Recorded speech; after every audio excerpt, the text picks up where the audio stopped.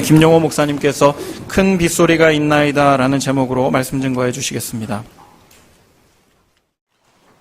믿음의 고백으로 말씀 앞에 나아가도록 하겠습니다. 하나님은 나를 사랑하신다. 하나님 내 인생에 크고 비밀한 계획 가지고 계신다. 하나님 오늘도 나와 동행하셔서 그 계획 이루어 주신다. 아멘. 그렇게 될 줄로 믿습니다. 하나님이 이스라엘을 모든 민족 중에 선택하여 그들과 함께 하기로 하신 것은 성경에서 증언하는 대로 그들이 탁월한 민족이라서가 아닙니다. 오히려 가장 연약하기 때문이었습니다. 신명기 7장 7절 말씀입니다. 여호와께서 너희를 기뻐하시고 너희를 택하심은 너희가 다른 민족보다 수요가 많기 때문이 아니니라. 너희는 오히려 모든 민족 중에 가장 적으니라. 그들은 연약한 민족이기 때문에 그들 스스로의 힘으로는 절대 강대국들의 틈바구니 속에서 살아남을 수 없었습니다. 여러분이 세계사 시간에 한 번쯤은 이름을 들어봤을 법한 아시리아, 바벨론, 이집트와 같은 이런 강대국 사이에서 비록 치이고 부대끼더라도 끝까지 견디고 살 수 있었던 것은 하나님께서 그들을 붙들고 계셨기 때문입니다. 그런데 하나님은 왜 이처럼 별로 눈에도 띄지 않는 작은 민족을 선택하신 것일까요? 이왕이면 크고 강한 민족을 선택해서 큰 나라를 이루어 하나님의 명성과 영광을 떨치는 것이 훨씬 낫지 않겠습니까? 분명히 강한 민족이 강한 나라를 이루면 사람들은 이렇게 생각할 것입니다. 그 민족의 역량이 훌륭해서 그래. 하지만 약한 민족이 강한 나라를 이룬다면 사람들은 그 원인을 민족의 역량에서 찾지 않을 것입니다. 거기서 그들이 섬기는 하나님이 드러납니다. 하나님이 하셨구나. 하나님이 아니면 절대로 이렇게 될 수가 없다. 성경은 이스라엘을 자주 포도나무에 비유합니다. 예수님이 제 아들에게 포도나무 비유를 하신 것은 그냥 하신 것이 아닙니다. 구약시대 때부터 줄곧 그들을 향해서 포도나무라고 불러오셨기 때문에 그들에게 포도나무 비유를 주신 것입니다. 여러분, 포도나무와 이스라엘 사이에는 비슷한 점이 있습니다. 우선 연약합니다. 그리고 그 나무 자체는 매우 볼품이 없습니다. 그런데 그 열매는 그 나무의 모양에 비해서 아주 훌륭합니다. 여러분, 사람들이 그 볼품 없는 포도나무 왜 심겠습니까? 관상용으로 심겠습니까? 아닙니다. 누구나 다 포도나무를 심을 때는 그 포도나무가 맺는 탁월한 열매를 기대하기 때문입니다.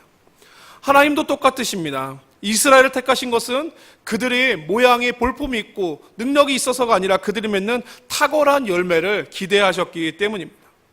이처럼 연약한 이스라엘이 이웃 나라들이 감탄할 만한 놀라운 열매를 맺으려면 그들을 돌보시고 공급하시는 하나님 앞에 철저하게 의존해야만 합니다.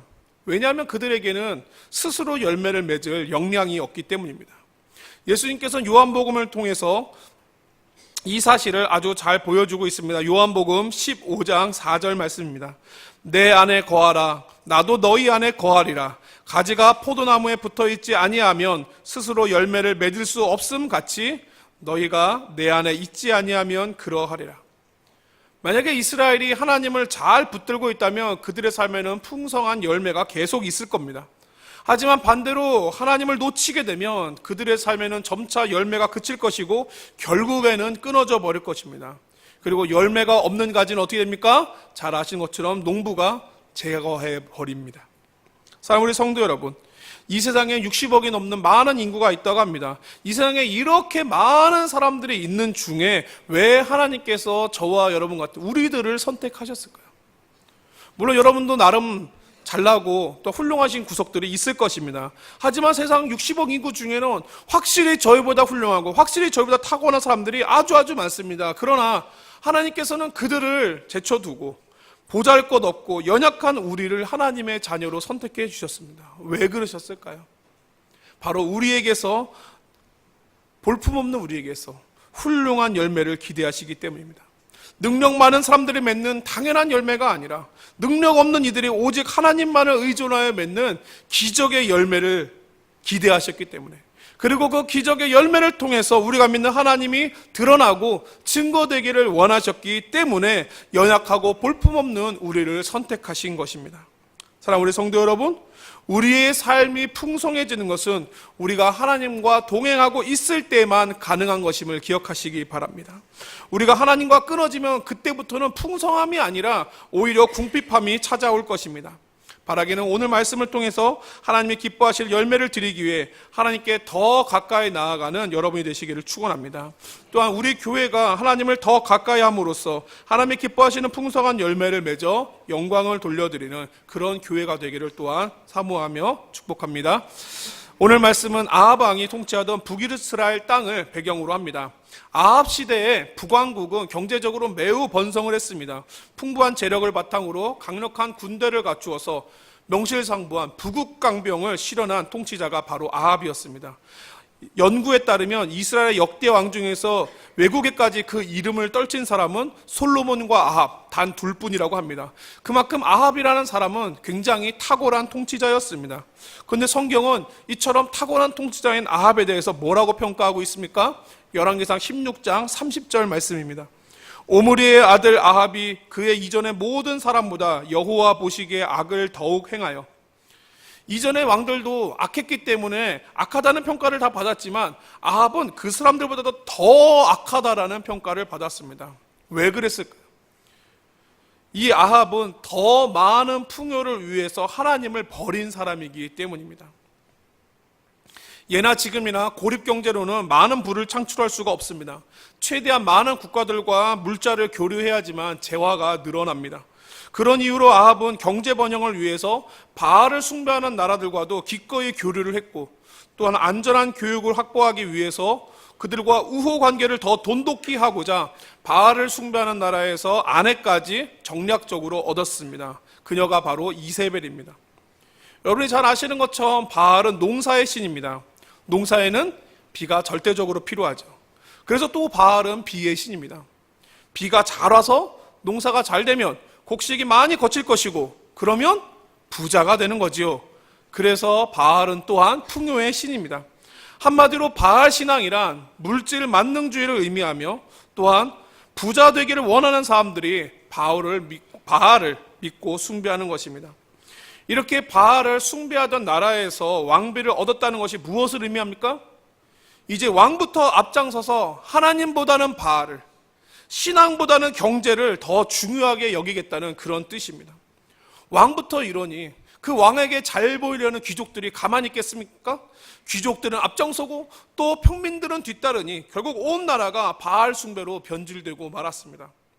말씀을 지키면서 사는 것보다 풍요와 번영을 위해서 사는 것이 더 중요하고 더 지혜롭고, 그래서 그렇게 사는 사람들을 당연시 여기는 그런 사회 분위기가 만들어졌습니다.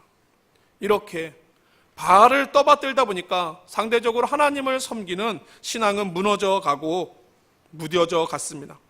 신앙이 무너지면서 나타나는 특징인데, 그것은 하나님을 더 이상 두려워하지 않는다는 것입니다. 이를 잘 보여주는 예가 열왕기상 16장 34절에 기록된 여리고성 재건 사건입니다.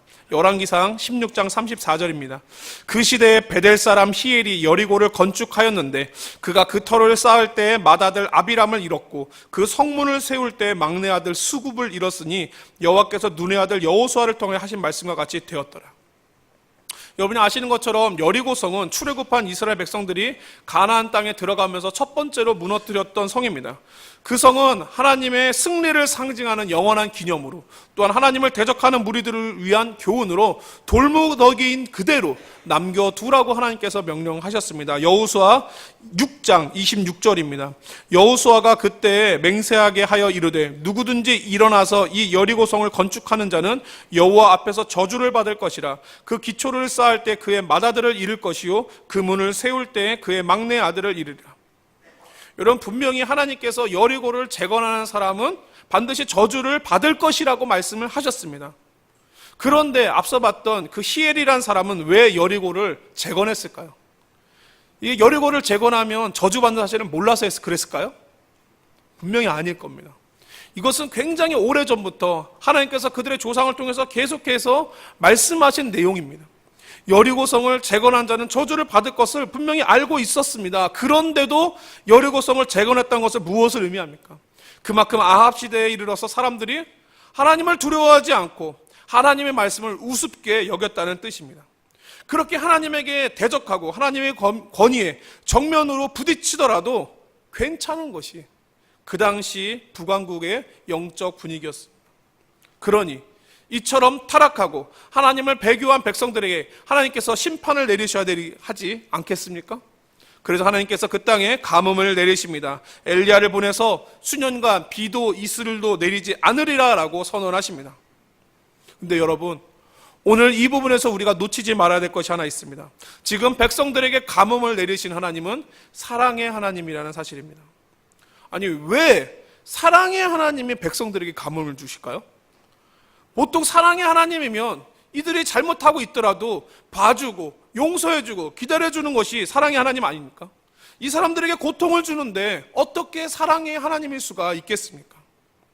우리는 하나님을 향해서는 이렇게 생각을 합니다. 그런데 여러분 자녀를 향해서 한번 생각해 보시기 바랍니다. 여러분 자녀가 바른 길로 잘 가고 있습니다. 그럼 분명히 여러분들께서 잘하고 있다고 칭찬하고 계속 잘하라고 격려해 줄 것입니다. 근데 자녀가 잘못된 길로 가고 있습니다. 그때도 칭찬해 주실 겁니까? 잘한다고, 계속 그러라고, 계속 못된 짓 하라고 여러분께 격려해 주실 것입니까? 무조건 아껴주고 감싸주는 것은 사랑 아닙니다. 여러분, 자녀가 잘못된 길로 가고 있으면 어떻게 해야 됩니까? 매를 들어서라도 바른 길로 돌아서게 잡아주는 것이, 그것이 정말로 자녀를 사랑하는 부모가 선택해야 될 방법이 아니겠습니까? 여러분, 매가 사랑의 기준이 아닙니다. 바른 길이 사랑의 기준입니다. 매를 들었다고 사랑이 아닌 게 아니라 바른 길로 가게 하는 것이 사랑의 기준이 됩니다.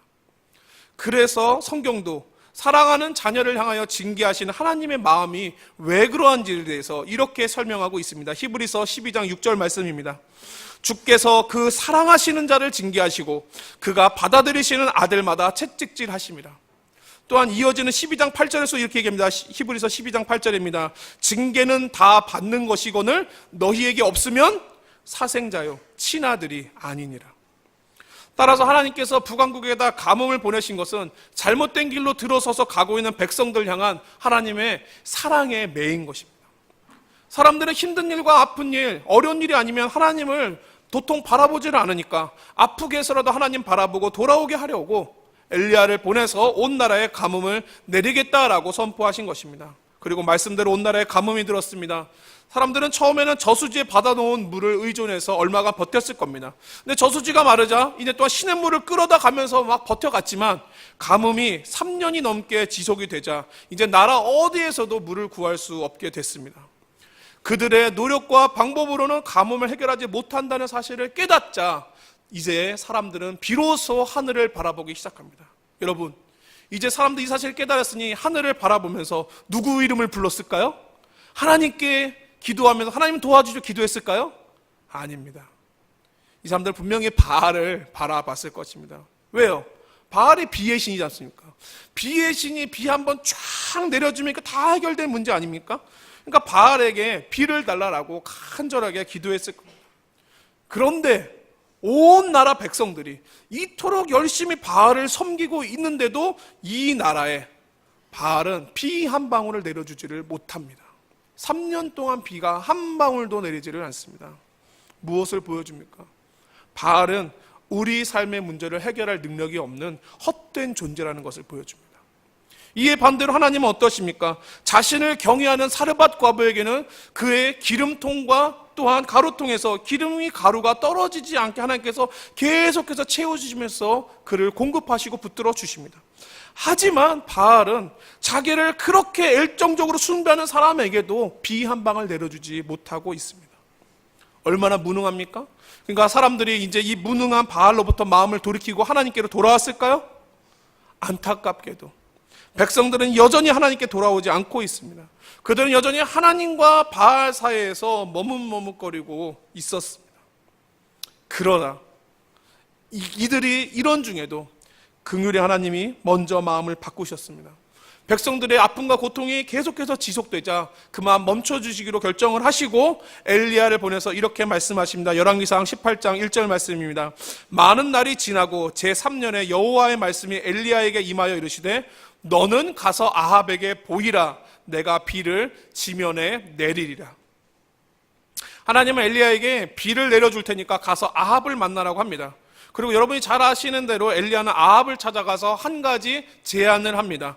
바알과 아사레가 참신이라고 믿는 그들의 선지자 850명과 하나님을 참신이라고 믿는 엘리야다 자신과 함께 갈멜산에 올라서 제단을 쌓고 제물을 놓고 서로 간절히 불러 먼저 불이 내리는 쪽을 참신으로 인정하기로 하자 라고 제안을 했는데, 그 제안이 받아들여졌고, 그래서 바알과 아세라 선지자 850명이 갈멜산에 올라가 제단을 쌓고 그들의 신에게 제물을 올리고 간절히 기도를 합니다. 아주 간절히 기도했습니다. 성경에 보면 이들이 큰 소리로 부르질렀다고 하고요, 펄쩍펄쩍 뛰어가면서 기도했다고 하고요, 급기야는 응답하심이 더디자 자기 칼로 몸을 그어가면서까지 그렇게 기도했다라고 합니다. 이들은 매우 열정적으로 기도했습니다. 하지만 아무런 응답은 없었습니다. 그리고 조용히 엘리야가 등장을 합니다. 그 엘리야는 하나님께 비를 구하는 기도를 부르짖기 전에 먼저 무너진 하나님의 단을 다시 세웁니다. 특별히 이스라엘의 지파의 숫자인 12지파 숫자대로 12개의 돌을 세웁니다. 그리고 그 앞에서 하나님 앞에 이렇게 기도합니다. 열왕기상 18장 37절입니다. 여호와여, 내게 응답하옵소서, 내게 응답하옵소서. 이 백성에게 주 여호와는 하나님이신 것과 주는 그들의 마음을 되돌이키심을 알게 하옵소서. 엘리야가 기도한 제목은 두 가지입니다. 첫 번째, 백성들이 하나님이 참신인 것을 인정하도록. 두 번째, 백성들이 마음이 하나님께 되돌아오도록. 이 두 가지를 놓고 기도를 했습니다. 그리고 그렇게 엘리야가 기도하자마자 여러분이 잘 아신 대로 하나님께서는 즉시로 그의 기도에 응답을 하셨습니다. 하늘에서 불이 내려와 그 제단에 있는 제물 불사를 뿐 아니라 그 제단 위에 부었던 모든 물까지도 모두 태워버리셨습니다.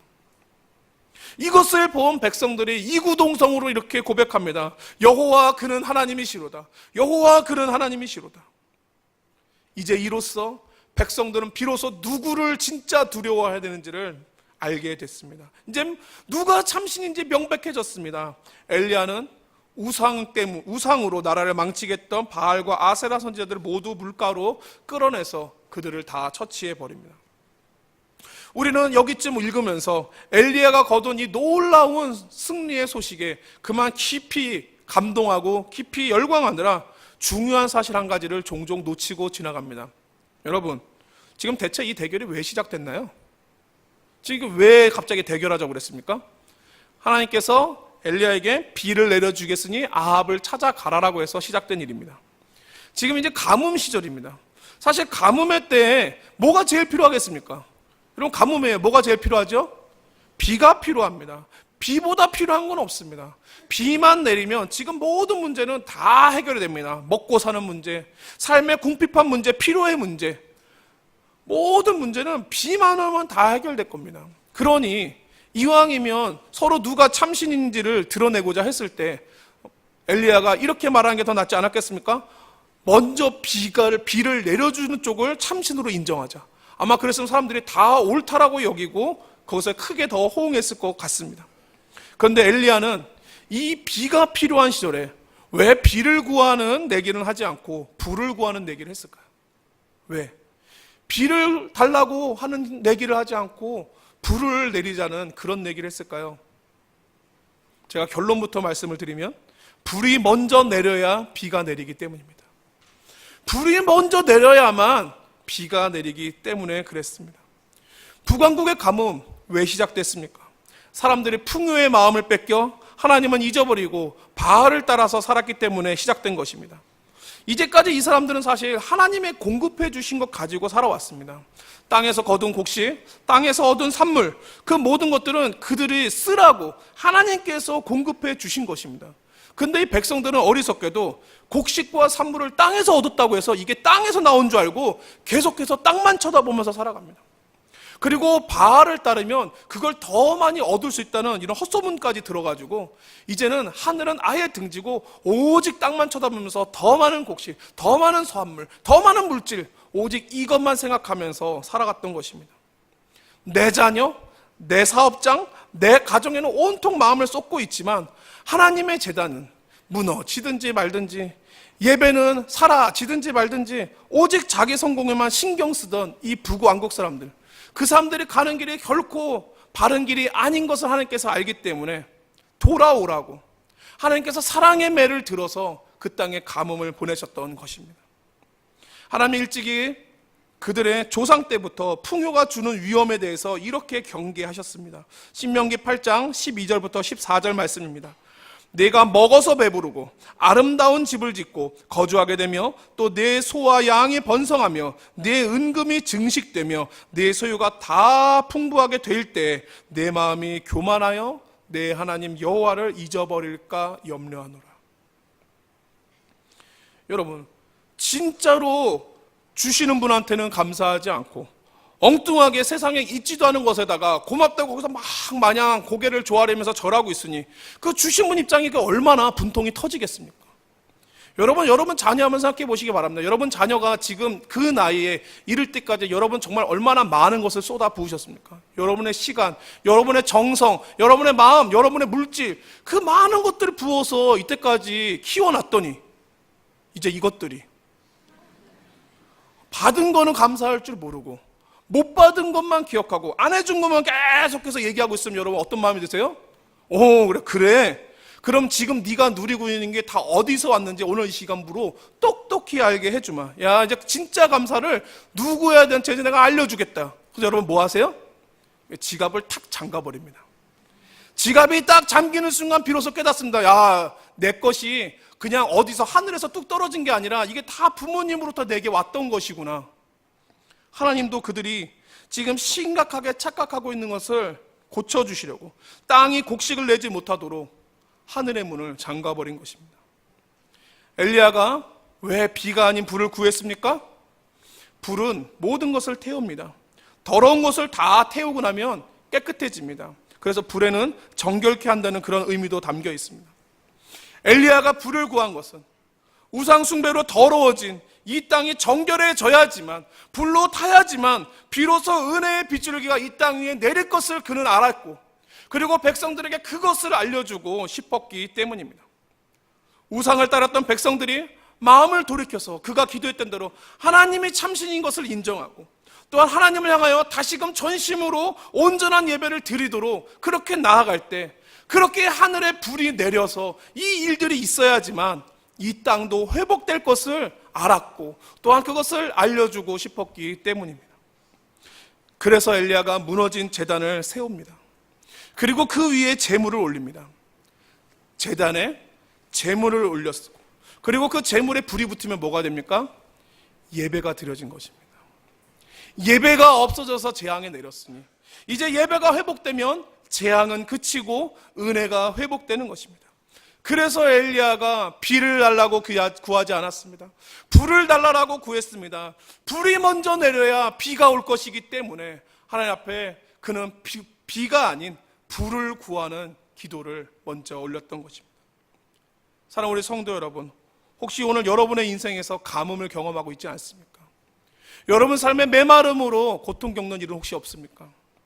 통장의 잔고가 마름, 가정의 사랑이 마름, 자녀와 대화가 마름, 자녀의 진로가 닫힘, 사업장의 돈줄이 마름.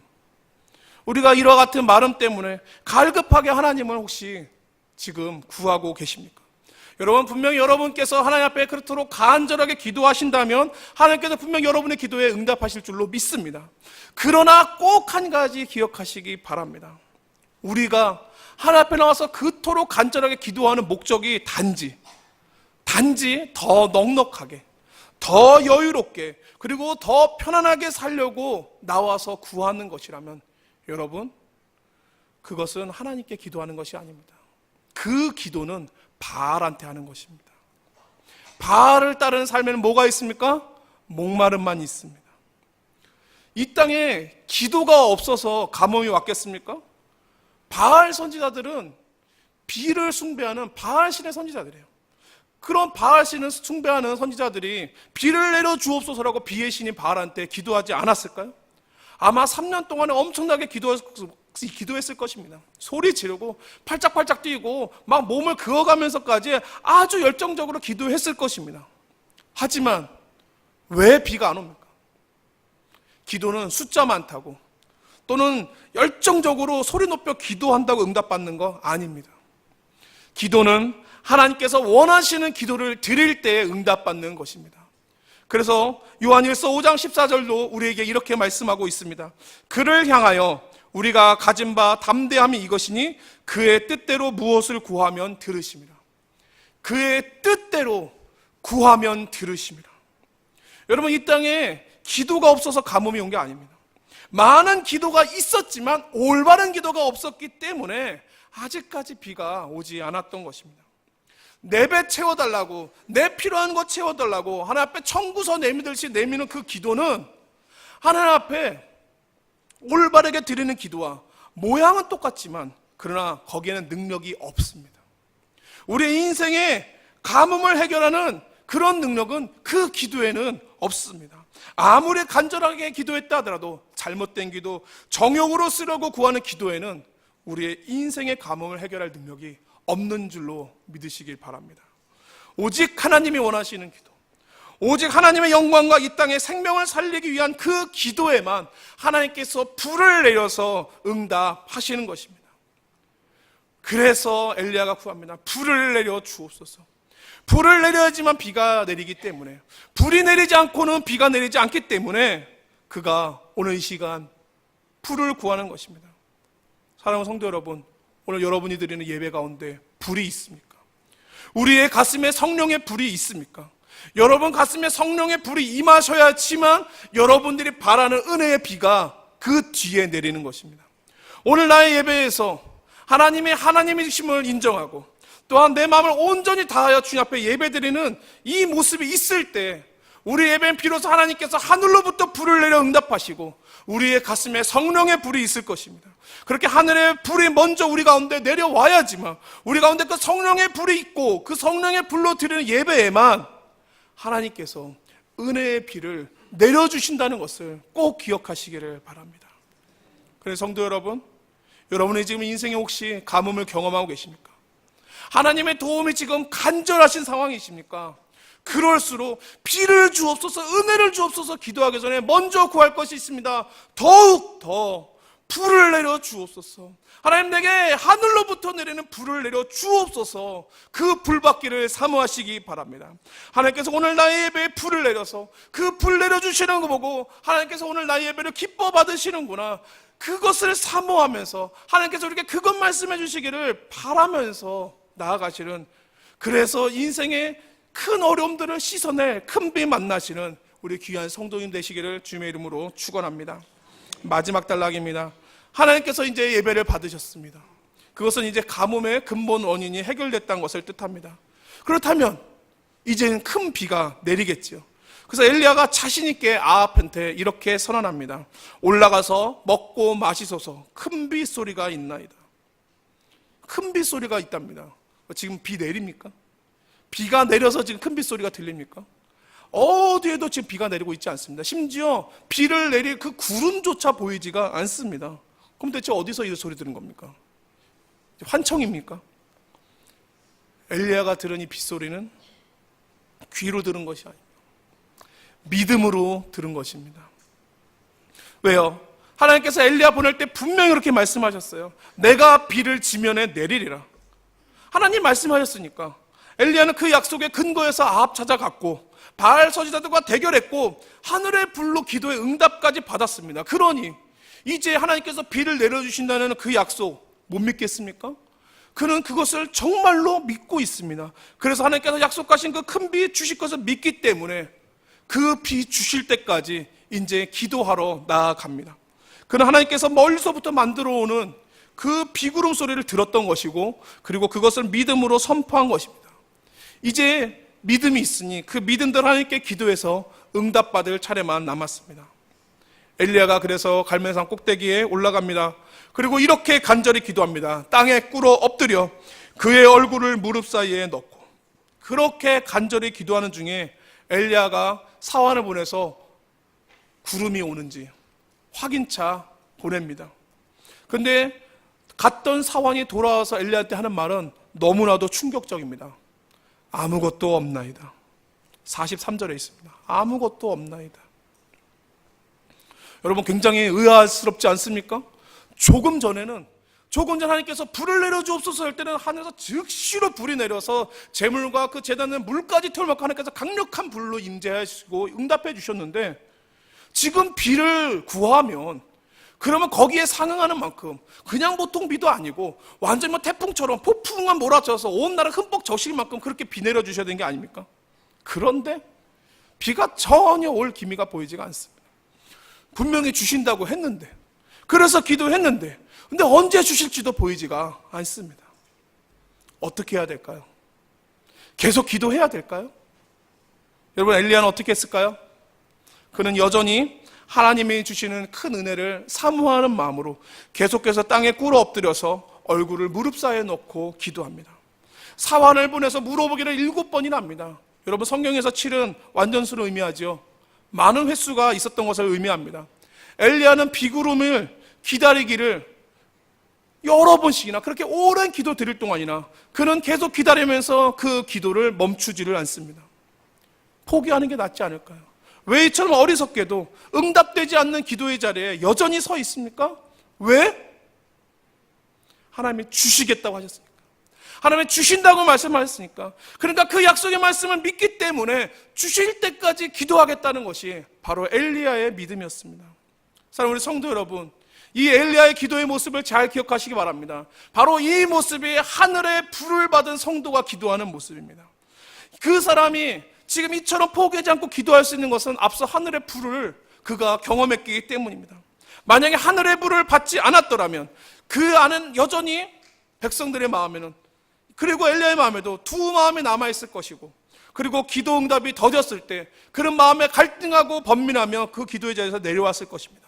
하지만 하늘의 불을 받았기에 두 마음을 한 마음으로 정해 잡고 하나님의 전심으로 믿음을 가지고 나아가고 있습니다. 그래서 구름이 없는데도, 징조가 없는데도 말씀을 믿고 포기하지 않으면서 계속해서 기도합니다.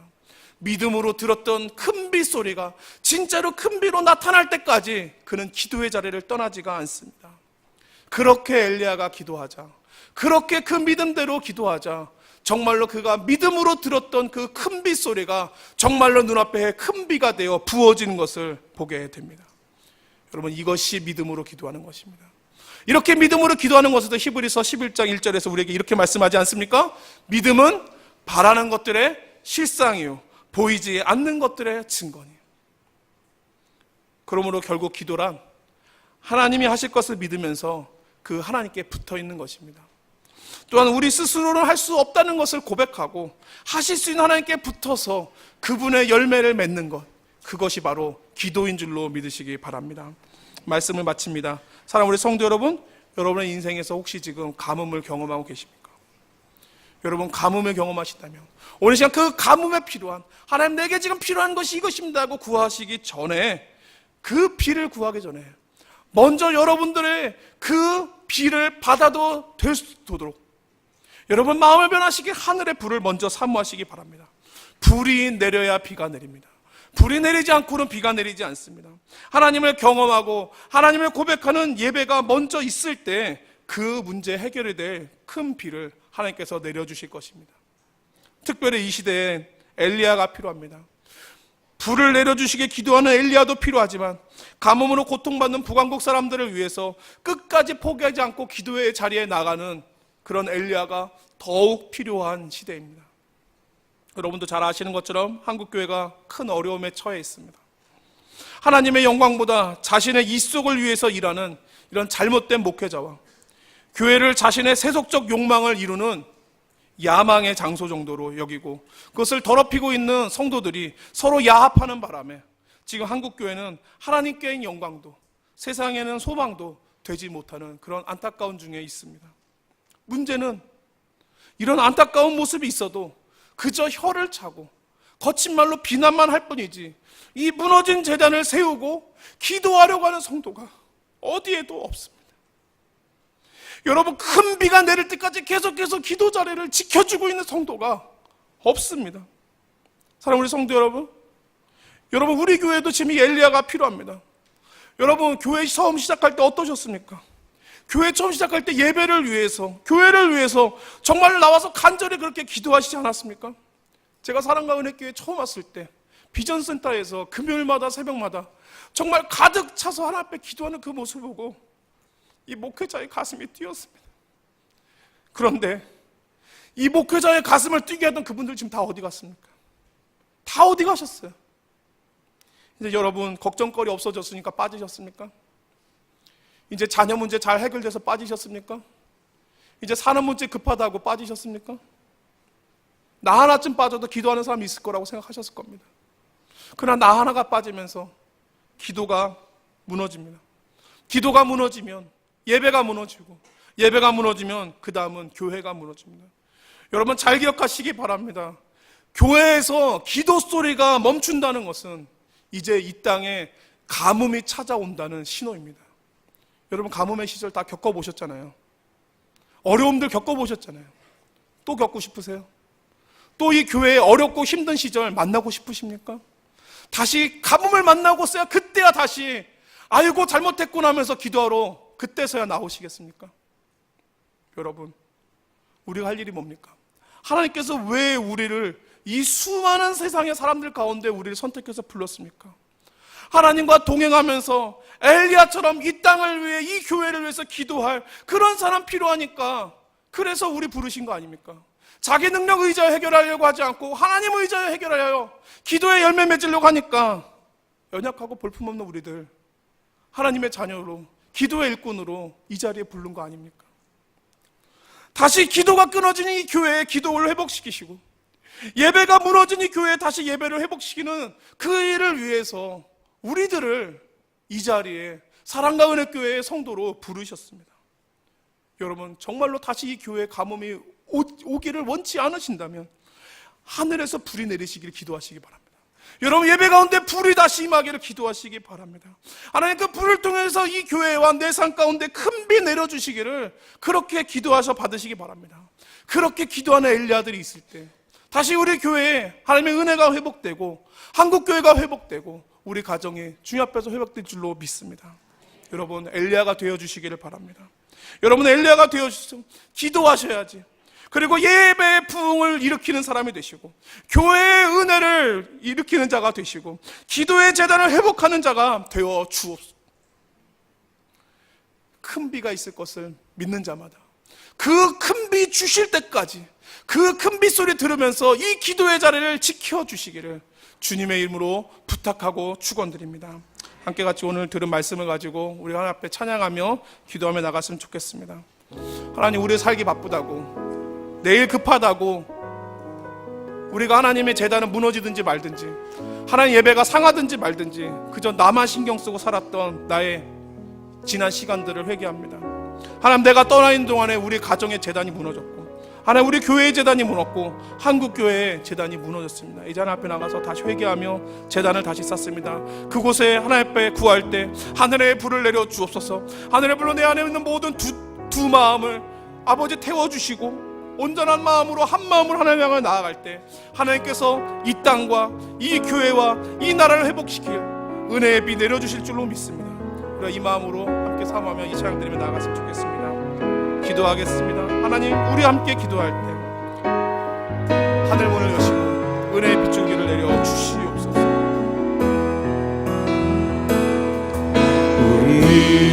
우리 함께 기도해 주 앞에 나와 무릎 꿇고 그 베푸시는 주 하늘을 향해 두 손 들고 하늘 문이 열리고 은혜의 비추기 이 땅 가득 내리도록 마침내 주 오셔서 은혜의 비추기 우리 위에 부으시도록 우리 함께 기도해. 우리 함께 기도해 여러분 함께 기도합시다. 주 앞에 나와 무릎 꿇고 베푸시는 주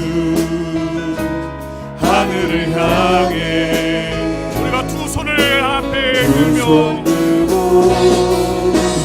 하늘 문이 열리고 은혜의 비출기 이 땅 가득 내리도록 마침내 주 오셔서 의의 비출기 우리 위에 부으신 하늘의 문을 열어 주시옵소서. 하늘 문이 열리고 은혜의 비출기 이 땅 가득 내리도록 마침내 주 오셔서 의의 비출기 우리 위에 부으시도록. 오늘 이 시간 우리 함께 같이 기도했으면 좋겠습니다. 예배의 제단을 회복하게 하여 주시옵소서. 내 예배 위에 하늘의 불이 임하게 하여 주시옵소서. 하늘의 불을 통해서 내 심령이 다시 회복되는 은혜를 주시옵소서. 기도의 제단을 회복하기를 원합니다. 다시 말씀 붙들고 하나님의 응답 주실 때까지 포기하지 않고 그 자리를 지키는 기도의 사람이 되게 도와주시옵소서. 특별히 우리의 가정과 교회를 위하여 기도하기 원합니다. 예배의 부흥, 기도의 부흥이 일어나길 원하오니 하나님 나를 사용하여 주시옵시고 내가 다시 기도의 자리를 지키겠나이다. 하나님 은혜 주실 때까지 그 기도의 자리를 지키는 엘리야가 되게 하여 주옵소서. 함께 같이 합심하여 기도하겠습니다. 아버지 하나님, 오늘 시간에 우리들의 우리 인생에 닥친 여러 가지 피로와 하나님 우리 세상 살이에 바빠서 쫓겨서 그만 하나님의 예배와 기도의 제단은 무너지든지 말든지 신경 쓰지도 못하고 지나왔던 우리의 지난 시간들을 하나님 앞에 회개합니다.